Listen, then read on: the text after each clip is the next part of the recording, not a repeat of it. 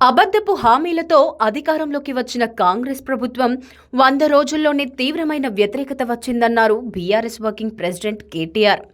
సిరిసిల్ల జిల్లా కేంద్రంలో పార్టీ ముఖ్య నేతలతో చర్చించిన కేటీఆర్ లోక్సభ ఎన్నికల్లో అనుసరించాల్సిన వ్యూహంపై పార్టీ శ్రేణులకు దిశానిర్దేశం చేశారు.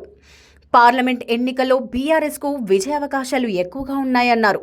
బీఆర్ఎస్ 8 నుంచి 10 స్థానాలు గెలిచే అవకాశాలున్నాయని సర్వేలు చెప్తున్నాయన్నారు. కేటీఆర్ కాంగ్రెస్కు ఓటేయకపోతే ఉచిత బస్సు తీసేస్తామంటూ బ్లాక్మెయిల్ చేస్తున్నారని కేటీఆర్ ఫైర్ అయ్యారు.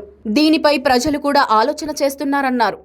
కాంగ్రెస్ బీజేపీ మోసాలను ఎండగడుతూ లోక్సభ ఎన్నికల్లో పోరాడదామన్నారు కేటీఆర్.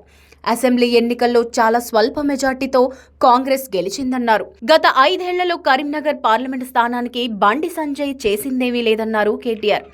ఒక్క విద్యా సంస్థను గాని పరిశ్రమను గాని తీసుకురాలేదన్నారు. బీఆర్ఎస్ ఎంపీ అభ్యర్థి వినోద్ కుమార్ గెలుపు కోసం కృషి చేయాలని పిలుపునిచ్చారు. వినోద్ కుమార్ను గెలిపిస్తే స్థానిక సంస్థల ఎన్నికల్లో కార్యకర్తలు, నేతల గెలుపు కోసం కృషి చేస్తానని హామీ ఇచ్చారు. సిరిసిల్లాలో మే 10న కేసీఆర్ రోడ్ షో ఉంటుందని చెప్పారు.